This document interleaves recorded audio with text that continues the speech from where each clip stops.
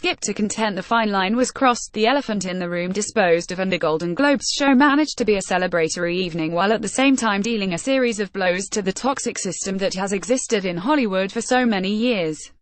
It was a show where the awards didn't matter as much as what was said. Racism, bullying, UAL harassment and, most of all, the empowerment of women, were the topics of the night. The ballroom at the Beverly Hilton had a somber look as nearly all the women were wearing black in response to the Time's Up movement's call for solidarity for gender equality and against UAL harassment. Some of the attendees, Meryl Streep, Emma Watson, Laura Dern and others, left their companions at home and instead brought women activists to the show. Many of the winners used their acceptance speeches to make political points.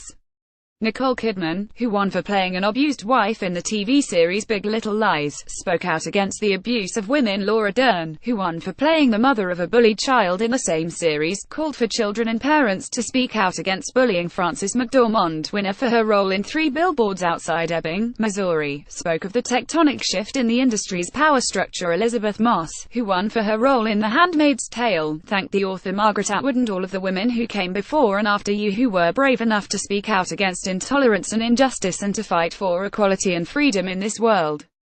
Hollywood Foreign Press ASSN. President Maher Tatner, who opted to wear bright red instead of black, nevertheless spoke of the support for women standing together and added, "Time's up." But the night belonged to Oprah Winfrey, who earned a standing ovation and wild applause for her impassioned speech while accepting the Cecil B. DeMille Award. "I want all the girls in here, now, to know that a new day is on the horizon," she said.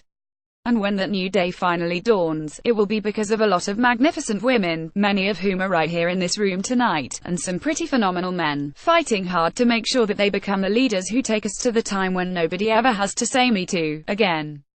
She was so eloquent that there was speculation at the after-parties as to whether she might be considering a run for president in 2020. Seth Meyers had the difficult job of hosting the most high-profile awards show since the barrage of UAL misconduct allegations brought down dozens of men.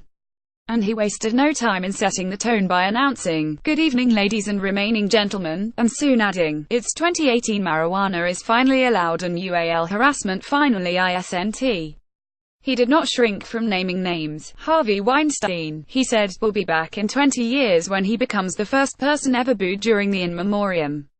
Kevin Spacey and Woody Allen were also targets, and Myers told the males nominees in the room, "This is the first time in 3 months it won't be terrifying to hear your name read out loud." Surprise presenter Barbra Streisand said she was proud to be at an awards show filled with people who spoke out against gender inequality, UAL harassment and the pettiness that has poisoned our politics. But Streisand noted that she was the only woman to win the Best Director Globe for YENTL in 1984 and added, "That was 34 years ago. Folks. Time's up. We need more women directors and more women to be nominated for Best Director." The almost final word went to Gary Oldman, accepting the award for Best Dramatic Actor in The Darkest Hour. He said, "Words and actions can change the world. And boy oh boy, does it need some changing." John Hiscock is based in Los Angeles covering entertainment for The Daily Telegraph of London.